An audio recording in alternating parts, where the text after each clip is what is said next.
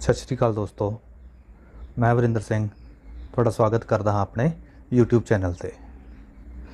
Conduct rule नाल related जिहड़ा पिछला वीडियो सी उहदे विच आपां रूल 1 तो लैके रूल 5 तक जिहड़ी जानकारी सी ओह सांझी कीती सी। अज हुण आपां इस तो अगे 6वां जिहड़ा रूल है जां होर अलग अलग रूल हुण आपां जिहड़े अगले रूल ने 6 नंबर रूल तो लैके उन्हां दे बारे गल करांगे। तां इहदे विच अगला 6 नंबर जिहड़ा रूल है वो की है, उहदे विच दस्सिया होया कि कोई भी जिहड़ा कर्मचारी आ वो एसोसीएशन किहड़ियां एसोसीएशनां दे विच भाग नहीं लै सकदा।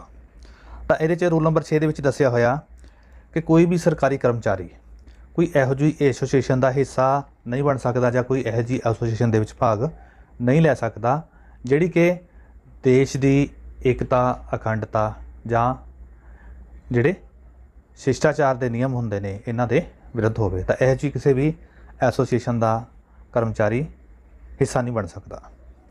अगे है 7 नंबर रूल है डैमोनस्ट्रेशन एंड स्ट्राइक्स। इहदे च दस्सिया होया कि कर्मचारी है जिहड़ा किहे जे प्रदर्शनां दे विच जां हड़तालां दे विच हिस्सा नहीं लै सकदा।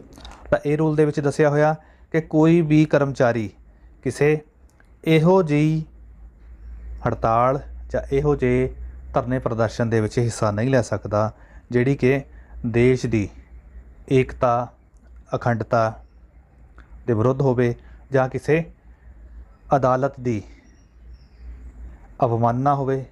अदालत की अवमानना मीनस कंटैंप्ट ऑफ कोर्ट दा ओह हिस्सा ना होवे ते जां इहो जी कोई भी प्रदर्शन जां हड़ताल नहीं होनी चाहिए जिहदे नाल कंट्री की डीफेमेशन होवे जां कि लिखिया होया और इनसाइटमेंट टू एन ऑफेंस जां जिहदे नाल किसी भी तरह की जिहड़ा अपराध आ उहनूं शह मिलती होवे। इस तो बाद है 8 number rule connection with the press और रेडियो। हुण इहदे बारे बहुत कर्मचारियों वालों सवाल पूछे जाते हैं कि की कोई कर्मचारी पत्रकारी का काम कर सकता है। तो उहदे बारे यह जिहड़ा रूल है उहदे विच दस्सिया होया कि कोई भी कर्मचारी सरकार दी जां कह लो अपने समर्थ अथार्टी है जिहड़ी उहदी पूर्व प्रवानगी लाए बिना किसी भी तरह की जिहड़ी की है अखबार जां रसाला जिहड़ा पब्लिश हुंदा उहदे एडिटिंग मैनेजमेंट वगैरह के जिहड़े काम होंदे आ उन्हां दे विच जिहड़ा हिस्सा हो नहीं लै सकदा। इहदे नाल ही जिहड़ा दूसरा पॉइंट आ उहदे विच लिखिया होया कि कर्मचारी सरकार दी पूर्व प्रवानगी तो बिना किसी भी रेडियो ब्रॉडकास्ट दे विच हिस्सा नहीं लै सकदा, किसी तरह का कोई भी आर्टिकल नहीं लिख सकदा, किसी अखबार नूं कोई पत्र नहीं लिख सकदा जां किसी रसाले वगैरह नूं कोई पत्र नहीं ले सकदा। ना वो अपने नाम ते लिख सकदा, ना वो किसी होर दे नाम ते जां की है अज्ञात नाम ते किसी अखबार रसाले नूं पत्र नहीं लिख सकदा। इहदे नाल ही अगे लिखिया होया कि उन्हां केसां दे विच जिन्हां केसां दे विच जिहड़ा काम आ वो प्योरली लिटरेरी आर्टिस्टिक ते साइंटिफिक नेचर दा होवे उन्हां केसां दे विच ये जिहड़ी पूर्व प्रवानगी आ उहनूं नहीं चाहिदी। अगे 9 नंबर रूल आ जांदा क्रिटिसिज्म ऑफ दी गौरमेंट। जिहड़े सरकारी कर्मचारी हुंदे आ ये सरकार दे एक तरह के एजेंट जां कह लो नुमाइंदे दे तौर पर काम करते हैं। तो कोई भी जिहड़ा सरकारी कर्मचारी आ सरकार की किसी भी नीति के विरुद्ध किसी भी रेडियो ब्रॉडकास्ट जां किसी भी इलैक्ट्रॉनिक मीडिया दे विच किसी भी तरह की जिहड़ी जानकारी आ जां क्रिटिसिज्म आ गौरमेंट का वो नहीं कर सकता। इहदे नाल ही लिखिया होया कि ये जिहड़ी की आ ये नहीं कि कर्मचारी सिर्फ अपने नाम ते किसी होर दे नाम के उपर भी जिहड़ी ये इस तरह का जिहड़ा क्रिटिसिज्म आ वो नहीं कर सकता, ना ही सरकार के विरुद्ध कोई भी जिहड़ी स्टेटमेंट आ वो दे सकदा।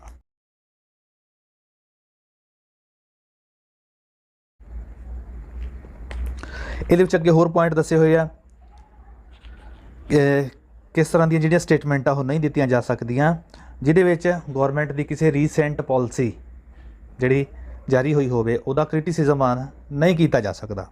अगले पॉइंट दे विच लिखिया होया कि कोई भी ਇਹ ਜੀ ਜਿਹੜੀ ਸਟੇਟਮੈਂਟ ਆ ਜਿਹਦੇ ਨਾਲ ਸਟੇਟ ਗੌਰਮੈਂਟ ਆਫ ਇੰਡੀਆ ਜਾਂ ਜਿਹੜੇ ਨੇਬਰਿੰਗ ਸਟੇਟ ਆ ਉਹਦੀ ਵੀ ਕਿਸੇ ਤਰ੍ਹਾਂ ਦੀ ਜਿਹੜੀ ਐम्बੈਰਸਮੈਂਟ ਹੋਵੇ, ਇਸ ਤਰ੍ਹਾਂ ਦਾ ਕੋਈ ਵੀ ਜਿਹੜਾ ਕਰਮਚਾਰੀ ਆ ਬਿਆਨ ਆ ਜਾਂ ਕ੍ਰਿਟਿਸਿਜ਼ਮ ਆ ਉਹ ਨਹੀਂ ਕਰ ਸਕਦਾ। ਅੱਗੇ ਨਾਲ ਹੀ ਲਿਖਿਆ ਹੋਇਆ ਅਗਲਾ ਤੀਸਰੇ ਪੁਆਇੰਟ ਦੇ ਵਿੱਚ ਸੇਮ ਪੁਆਇੰਟ ਲਿਖਿਆ ਹੋਇਆ, ਇਹਦੇ 'ਚ ਆ ਜਾਂਦਾ ਫੋਰਨ ਸਟੇਟ ਕਿ ਕੋਈ ਇਸ ਤਰ੍ਹਾਂ ਦਾ ਕ੍ਰਿਟਿਸਿਜ਼ਮ ਜਾਂ ਇਸ ਤਰ੍ਹਾਂ ਦਾ ਬਿਆਨ ਜਾਂ ਇਹ ਜੀ ਸਟੇਟਮੈਂਟ ਕਰਮਚਾਰੀ ਨਹੀਂ ਦੇ ਸਕਦਾ ਜਿਹਦੇ ਨਾਲ ਰਾਜ ਸਰਕਾਰ, ਭਾਰਤ ਸਰਕਾਰ ਦੇ ਕਿਸੇ ਦੂਸਰੇ ਫੋਰਨ ਸਟੇਟ ਦੇ ਨਾਲ ਜਿਹੜੇ ਕੀ ਆ ਰਿਲੇਸ਼ਨ ਆ ਉਹਨਾਂ ਦੇ ਉੱਪਰ ਫਰਕ ਪਵੇ। ਇਹਦੇ ਨਾਲ ਹੀ ਅੱਗੇ ਕਲੈਰੀਫਾਈ ਕੀਤਾ ਹੋਇਆ ਕਿ ਜੇ ਕਿਸੇ ਕਰਮਚਾਰੀ ਦੀ ਇਹ ਓਫੀਸ਼ੀਅਲ ਡਿਊਟੀ ਬਣਦੀ ਹੈ ਕਿ ਉਹਨੇ ਉਹ ਸਟੇਟਮੈਂਟ ਦੇਣੀ ਆ, ਉਹ ਫਿਰ ਹੀ ਅੰਪਲਾਈ ਆ ਜਿਹੜੀ ਸਟੇਟਮੈਂਟ ਆ ਉਹ ਦੇ ਸਕਦਾ ਵਾ। ਭਾਵ ਕਿ ਆਮ ਕਰਮਚਾਰੀ ਕਿਸੇ ਵੀ ਪਾਲਿਸੀ ਨੂੰ ਜਿਹੜਾ ਕ੍ਰਿਟੀਸਾਈਜ਼ ਆ ਜਾਂ ਗੌਰਮੈਂਟ ਦਾ ਕ੍ਰਿਟਿਸਿਜ਼ਮ ਨਹੀਂ ਕਰ ਸਕਦਾ ਜਾਂ ਕਿਸੇ ਫੋਰਨ ਸਟੇਟ ਦੀ ਕਿਸੇ ਪਾਲਿਸੀ ਦਾ ਕ੍ਰਿਟਿਸਿਜ਼ਮ ਨਹੀਂ ਕਰ ਸਕਦਾ ਜਿੰਨੀ ਦੇਰ ਤੱਕ ਉਹਦੀ ਜੇ ਇਹ ਅਫੀਸ਼ੀਅਲ ਡਿਊਟੀ ਆ ਉਹ ਬਣਦੀ ਹੋਵੇ ਜਾਂ ਉਹਨੂੰ ਡਿਊਟੀ ਅਸਾਈਨ ਕੀਤੀ ਹੋਵੇ ਕਿਸੇ ਪਾਲਿਸੀ ਦੇ ਉੱਪਰ ਕਮੈਂਟ ਕਰਨ ਦੇ ਲਈ। ਅੱਗੇ 11 ਨੰਬਰ ਰੂਲ ਆ ਜਿਹੜਾ unauthorised communication of the information, ਬਹੁਤ ਮਹੱਤਵਪੂਰਨ ਰੂਲ ਆ ਇਹ। ਇਹਦੇ ਵਿੱਚ ਕੀ ਦੱਸਿਆ ਹੋਇਆ ਕਿ ਕੋਈ ਵੀ ਜਿਹੜਾ ਕਰਮਚਾਰੀ ਹੈ ਉਹ ਕਿਸੇ ਵੀ ਤਰ੍ਹਾਂ ਦੀ ਜਾਣਕਾਰੀ ਜਿਹੜੀ ਉਹਦੇ ਰਿਕਾਰਡ ਦੇ ਵਿੱਚ ਅਫੀਸ਼ੀਅਲ ਡਿਊਟੀ ਦੌਰਾਨ ਉਹਦੇ ਰਿਕਾਰਡ ਦੇ ਵਿੱਚ ਅਵੇਲੇਬਲ ਹੋਵੇ, ਉਹਦਾ ਅਨਆਥੋਰਾਈਜ਼ਡ ਕਮਿਊਨੀਕੇਸ਼ਨ ਆ ਉਹ ਨਹੀਂ ਕਰ ਸਕਦਾ। ਉਹ ਕੀ ਆ ਅੱਗੇ ਨਾਲ ਹੀ ਦੱਸਿਆ ਹੋਇਆ ਕਿ ਜਿਹੜੀ ਉਹ ਜਾਣਕਾਰੀ ਆ ਰਾਈਟ ਟੂ ਇਨਫੋਰਮੇਸ਼ਨ ਐਕਟ ਦੇ ਅੰਡਰ ਜਿਹੜੀ ਜਾਣਕਾਰੀ ਦਿੱਤੀ ਜਾ ਸਕਦੀ ਆ, ਸਿਰਫ ਉਹਨੂੰ ਹੀ ਕਮਿਊਨੀਕੇਟ ਕਰ ਸਕਦਾ। ਭਾਵ ਕਿ ਜੇ ਕੋਈ ਆਪਾਂ ਨੂੰ RTI ਦੀ ਐਪਲੀਕੇਸ਼ਨ ਆਈ ਹੈ, ਕਿਸੇ ਨੇ ਜਾਣਕਾਰੀ ਮੰਗੀ ਹੈ ਅਤੇ ਉਹ RTI ਐਕਟ ਅਨੁਸਾਰ ਉਹ ਜਾਣਕਾਰੀ ਦਿੱਤੀ ਜਾ ਸਕਦੀ ਹੈ, ਸਿਰਫ ਉਹੀ ਜਿਹੜੀ ਸੂਚਨਾ ਵਾ ਉਹ ਦੇਣੀ ਆ। ਇਹਦੇ ਤੋਂ ਇਲਾਵਾ ਜਿਹੜੀ ਕੋਈ ਵੀ ਜਿਹੜੀ ਉਹ ਜਾਣਕਾਰੀ ਆ ਉਹ ਨਹੀਂ ਦੇ ਸਕਦਾ। ਅੱਗੇ ਇਹਦੇ 'ਚ ਲਿਖਿਆ ਹੋਇਆ ਕਿ ਕਿਸੇ ਵੀ ਤਰ੍ਹਾਂ ਦਾ ਕੋਈ ਦਸਤਾਵੇਜ਼, ਕਿਸੇ ਵੀ ਤਰ੍ਹਾਂ ਦੀ ਕੋਈ ਰਿਕਾਰਡ, ਕਿਸੇ ਵੀ ਤਰ੍ਹਾਂ ਦੀ ਕੋਈ ਇਨਫੋਰਮੇਸ਼ਨ ਜਿਹੜੀ ਉਹਦੇ ਕੋਲ ਅਵੇਲੇਬਲ ਆ, ਪਰ ਉਹ ਆਥੋਰਾਈਜ਼ ਨਹੀਂ ਹੈ ਕਿ ਉਹ ਇਨਫੋਰਮੇਸ਼ਨ ਨੂੰ ਕਿਸੇ ਨੂੰ ਦੱਸ ਸਕੇ, ਤਾਂ ਉਹ ਕਿਸੇ ਦੇ ਨਾਲ ਜਿਹੜੀ ਜਾਣਕਾਰੀ ਆ ਸਾਂਝੀ ਨਹੀਂ ਕਰ ਸਕਦਾ। ਤਾਂ ਇਹਦਾ ਇਹੀ ਭਾਵ ਹੈ ਕਿ ਜੇ ਕੋਈ ਕਰਮਚਾਰੀ ਨੂੰ ਅਥਾਰਟੀ ਹੈ ਕਿ ਉਹ ਕਿਸੇ ਨੂੰ ਜਾਣਕਾਰੀ ਦੇ ਸਕਦਾ, ਉਹ ਫਿਰ ਜਾਣਕਾਰੀ ਆ ਉਹ ਦਿੱਤੀ ਜਾ ਸਕਦੀ ਹੈ ਜਾਂ ਦੇਣੀ ਚਾਹੀਦੀ ਹੈ। ਭਾਵ ਕਿ ਜਿਹੜੀ ਇਨਸਾਈਡ ਇਨਫੋਰਮੇਸ਼ਨ ਆ ਉਹਨੂੰ ਕਦੇ ਵੀ ਜਿਹੜੀ ਆਪਾਂ ਥਰਡ ਪਾਰਟੀ ਨੂੰ ਜਾਂ ਥਰਡ ਪਾਰਟੀ ਪਰਸਨ ਨੂੰ ਕੀ ਆ ਕਮਿਊਨੀਕੇਟ ਨਹੀਂ ਕਰ ਸਕਦੇ। ਅਗਲਾ ਪੁਆਇੰਟ ਹੈ ਸਬਸਕ੍ਰਿਪਸ਼ਨ।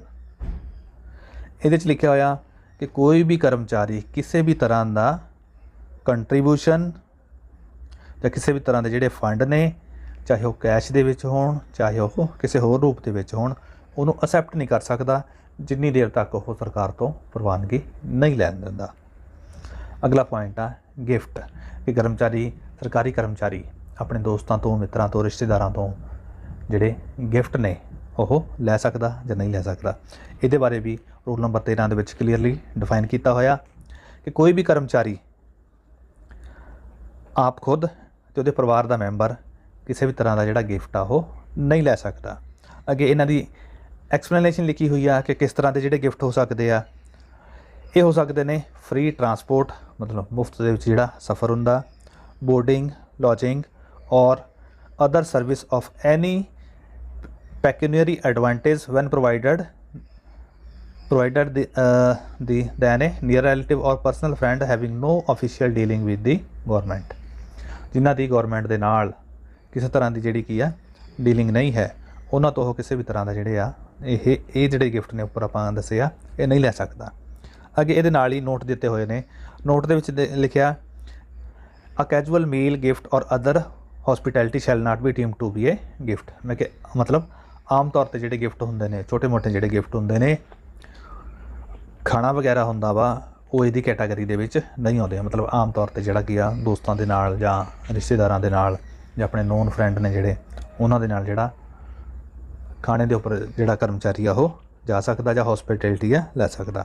ਅੱਗੇ ਨੋਟ 2 ਦੇ ਵਿੱਚ ਅੱਗੇ ਹੋਰ ਕਲੀਅਰ ਹੋ ਜਾਂਦਾ ਇਹ ਪੁਆਇੰਟ। ਇਹਦੇ 'ਚ ਲਿਖਿਆ ਹੋਇਆ a government apply shall avoid accepting lavish hospitality or frequent hospitality from any individual having official dealing with him or from industrial or commercial firm organization कि ਜਿਹੜਾ ਵੀ ਕੋਈ ਫਰਮ ਆ ਆਰਗੇਨਾਈਜੇਸ਼ਨ ਆ ਜਾਂ ਪਰਸਨ ਆ ਜਿਹਦੇ ਨਾਲ ਉਹਦੀ ਅਫੀਸ਼ੀਅਲ ਡੀਲਿੰਗ ਹੋ ਰਹੀ ਆ ਉਹਨਾਂ ਤੋਂ ਜਿਹੜਾ ਕੀ ਆ ਉਹ ਲੈਵਿਸ਼ ਹੌਸਪਿਟੈਲਿਟੀ ਆ ਜਿਹੜੀ ਮਤਲਬ ਮਹਿੰਗੀ ਜਿਹੜੀ ਮਹਿਮਾਨ ਨਵਾਜੀ ਹੈ ਉਹ ਨਹੀਂ ਲੈ ਸਕਦਾ।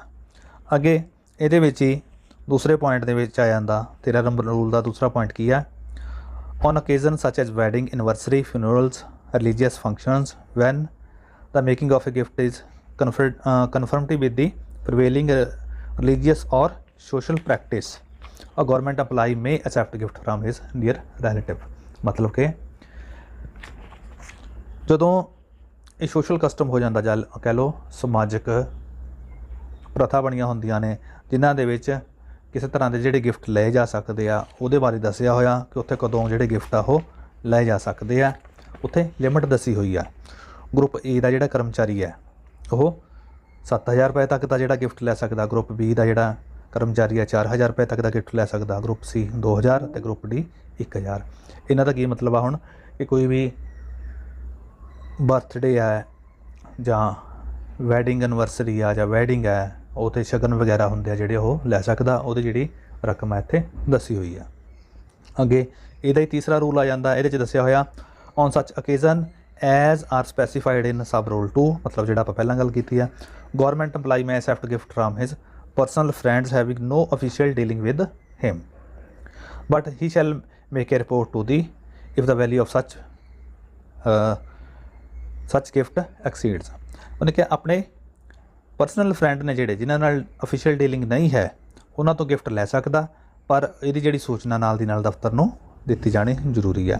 ਅੱਗੇ ਇਹਦੇ ਵਿੱਚ ਵੀ ਲਿਮਿਟ ਦਿੱਤੀ ਹੋਈ ਹੈ ਕਿ 7000 ਰੁਪਏ ਗਰੁੱਪ ਇਹਦਾ ਜਿਹੜਾ ਕਰਮਚਾਰੀ ਹੈ ਉਹ ਗਿਫਟ ਲੈ ਸਕਦਾ, 4000 ਰੁਪਏ ਗਰੁੱਪ ਬੀ ਅਤੇ 2000 ਰੁਪਏ ਗਰੁੱਪ ਸੀ ਅਤੇ 1000 ਰੁਪਏ ਗਰੁੱਪ ਡੀ। ਮਤਲਬ ਇਹ ਜਿਹੜੇ ਗਿਫਟ ਆ ਜੀ ਉਹਨੂੰ ਮਿਲਦੇ ਨੇ ਰਿਸੀਵ ਹੁੰਦੇ ਨੇ ਤਾਂ ਆਪਣੇ ਦਫ਼ਤਰ ਨੂੰ ਜਾਂ ਕਹਿ ਲਓ ਆਪਣੇ ਸਮਰੱਥ ਜਿਹੜੀ ਅਥਾਰਟੀ ਆ ਉਹਨੂੰ ਸੂਚਿਤ ਕਰਨਾ। ਅੱਗੇ ਇਹਦਾ ਚੌਥਾ ਪੁਆਇੰਟ ਲਿਖਿਆ ਹੋਇਆ ਕਿਸੇ ਹੋਰ ਕੇਸ ਦੇ ਵਿੱਚ ਜਿੱਥੇ ਮਤਲਬ ਕਿ ਕੋਈ ਸੋਸ਼ਲ ਕਹਿ ਲਓ ਸਮਾਜਿਕ ਜਿਹੜੀ ਪ੍ਰਥਾ ਨਹੀਂ ਹੈ ਉਸ ਕੇਸ ਦੇ ਵਿੱਚ ਜਿਹੜਾ ਗਰੁੱਪ ਏ ਅਤੇ ਬੀ ਆ ਵੱਧ ਤੋਂ ਵੱਧ 1500 ਰੁਪਏ ਦਾ ਗਿਫਟ ਲੈ ਸਕਦਾ ਅਤੇ ਗਰੁੱਪ ਸੀ ਅਤੇ ਡੀ ਦਾ ਜਿਹੜਾ ਕਰਮਚਾਰੀ ਆ ਉਹ 500 ਰੁਪਏ ਦਾ ਗਿਫਟ ਲੈ ਸਕਦਾ। ਅੱਗੇ 13 ਇਹ ਰੂਲ ਆ ਜਾਂਦਾ ਕਿ ਕੋਈ ਵੀ ਜਿਹੜਾ ਕਰਮਚਾਰੀ ਆ ਨਾ ਤਾਂ ਦਹੇਜ ਲੈ ਸਕਦਾ ਅਤੇ ਨਾ ਹੀ ਜਿਹੜਾ ਦਹੇਜ ਆ ਉਹ ਦੇ ਸਕਦਾ ਵਾ। ਤਾਂ ਇਹਦੇ ਬਾਰੇ ਡਿਫਾਈਨ ਕੀਤਾ ਹੋਇਆ ਕਿ ਜਿਹੜੀ ਇਹ ਡੋਰੀ ਦੀ ਡੈਫੀਨੇਸ਼ਨ ਆ ਉਹ ਡੋਰੀ ਪ੍ਰੋਵੀਜ਼ਨ ਐਕਟ 1961 ਉਹਦੇ ਵਿੱਚ ਡਿਫਾਈਨ ਕੀਤੀ ਹੋਈ ਹੈ। ਤਾਂ ਇਹ ਸੀ ਇੰਪਲਾਈ ਕੰਡਕਟ ਰੂਲ ਦਾ ਪਾਰਟ 2 ਦੇ ਜਿਹੜੇ ਰੂਲ ਸੀ ਉਹਨਾਂ ਦੇ ਬਾਰੇ ਆਪਾਂ ਗੱਲ ਕੀਤੀ ਸੀ। ਹੁਣ ਇਹਨਾਂ ਰੂਲਾਂ ਦੇ ਜਿਹੜੇ ਬਾਕੀ ਰਹਿੰਦੇ ਰੂਲ ਨੇ 14 ਤੋਂ ਲੈ ਕੇ ਜਿਹੜੇ ਬਾਕੀ ਰੂਲ ਨੇ ਆਪਾਂ ਅਗਲੇ ਜਿਹੜੇ ਵੀਡੀਓ ਦੇ ਵਿੱਚ ਸਾਂਝੇ ਕਰਾਂਗੇ। ਅੱਜ ਦੀ ਵੀਡੀਓ ਜੇਕਰ ਤੁਹਾਨੂੰ ਚੰਗੀ ਲੱਗੀ ਹੋਵੇ ਤਾਂ ਬਾਕੀ ਆਪਣੇ ਮੁਲਾਜ਼ਮ ਸਾਥੀਆਂ ਦੇ ਨਾਲ ਇਹਨੂੰ ਸਾਂਝੀ ਕਰੋ ਅਤੇ ਇਸ ਚੈਨਲ ਨੂੰ ਜ਼ਰੂਰ ਸਬਸਕ੍ਰਾਈਬ ਕਰੋ ਤਾਂ ਕਿ ਜਿਹੜੀਆਂ ਤੁਹਾਨੂੰ ਸੂਚਨਾਵਾਂ ਨੇ ਉਹ ਸਮੇਂ ਸਿਰ ਮਿਲਦੀਆਂ ਰਹਿਣ। ਧੰਨਵਾਦ।